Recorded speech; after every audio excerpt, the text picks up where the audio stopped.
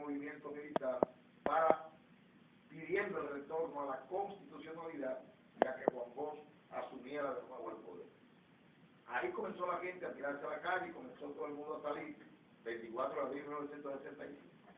Al cabo de una hora o de dos, el coronel Máximo Fiallo vino en persona a la Radio Televisión Dominicana, apresó a los locutores que estaban ahí, puso a un militar a hablar, que no era locutor, hizo un llamado diciendo que el gobierno tenía control de la situación y que no había nada, y que todo era una falsa alarma, y que esos locutores habían tomado la iniciativa de su parte. A partir de ese momento, Radio Televisión Dominicana, que en ese entonces era la emisora que más se escuchaba, pues solamente puso música instrumental, no daba noticias, no hablaba, no decía nada, y eso creó una incertidumbre, lo que significaba que sí había movimiento y que sí algo estaba pasando, solo que la población estaba desinformada de su estado. Hasta que ya a las 4, a las 5 de la tarde, Radio Televisión Dominicana fue retomada por esos locutores que fueron liberados, y entonces comenzó el llamado a que la gente apoyara este movimiento y a que se formara, a que se retornara a la constitucionalidad.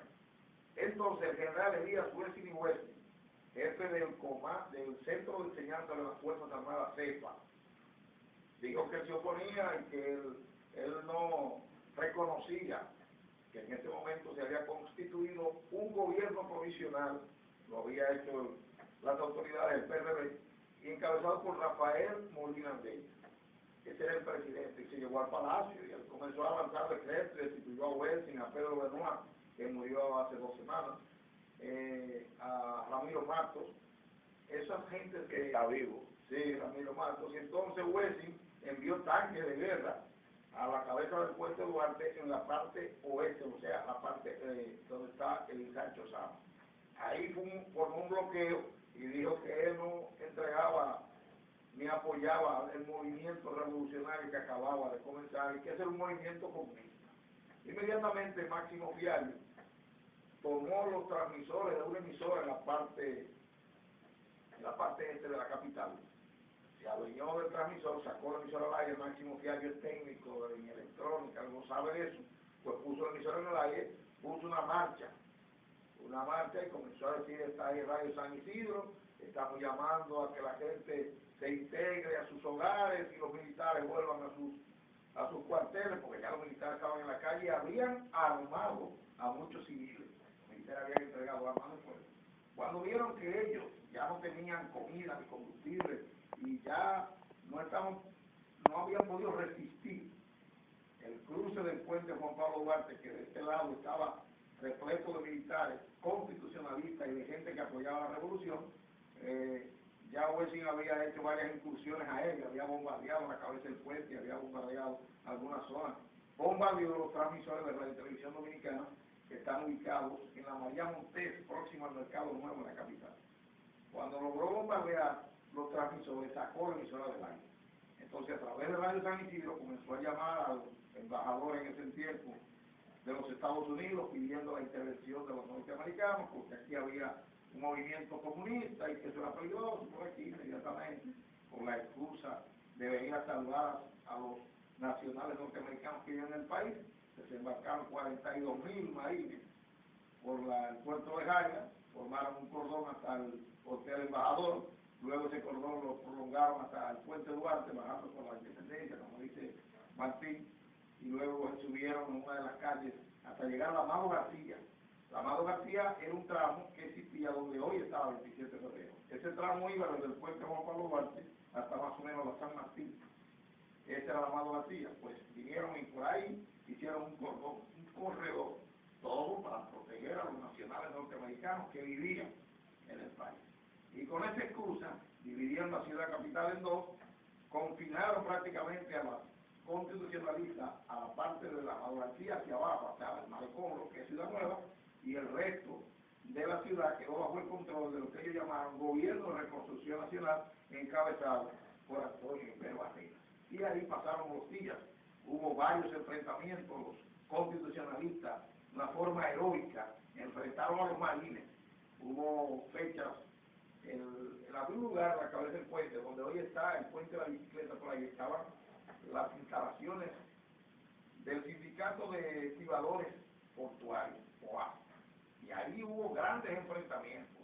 Históricamente hablando, ahí se efectuaron enfrentamientos donde los militares norteamericanos no pudieron avanzar una pulgada hacia Ciudad Nueva, porque los militares constitucionalistas, encabezados ya por el coronel Francisco Alberto Camaño de León, pues entonces encabezaron ese movimiento y mantuvieron a raya a los marines norteamericanos hasta que la ONU, la OEA, enviaron una fuerza interamericana de paz, integrada por militares de unos 6 o 10 países de Centroamérica, de Sudamérica. Eso vinieron a formar un cordón, a colaborar con el cordón. Una parte eran los norteamericanos y otra parte era la fuerza interamericana de paz. Se hace largo el relato, lo vamos a dejar ahí. ¿Y usted vivió eso o lo leyó? ¿Y los escritos aparecen así? Sí, yo tenía 15, 16 años. Usted puede escribir un libro que pueda recoger. Bueno, esos son desahogos, señores. Cuando hay fechas conmemorativas, aquí se hace este tipo de relato con la finalidad de que la gente se eduque, y lo que no pudimos vivir esa época, esa generación, pues cuando escuchamos estos zorros hacer este tipo de relato, uno realmente se ubica. Ya yo me ubiqué allá. Imagínate tú que Westing bombardeó la central de la CDI, no había energía eléctrica.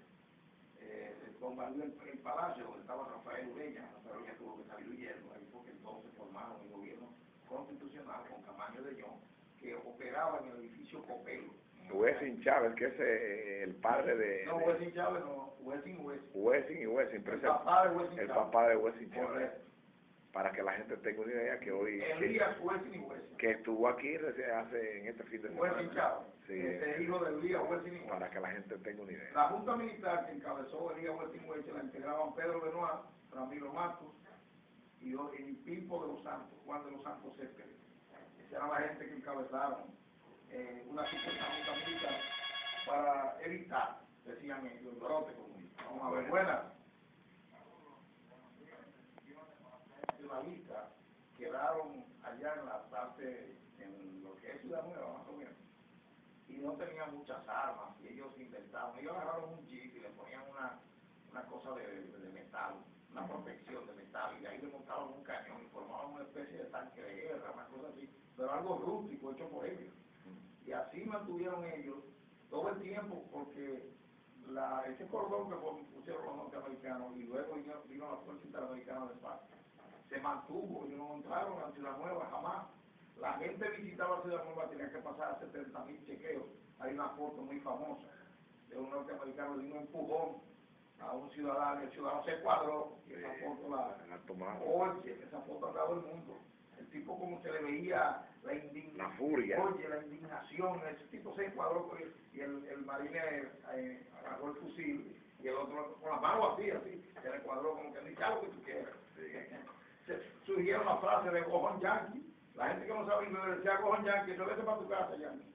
Bueno, un relato sin desperdicio que acaba de hacer Rolando Santos Reyes, el zorro, y que vamos a difundir esto.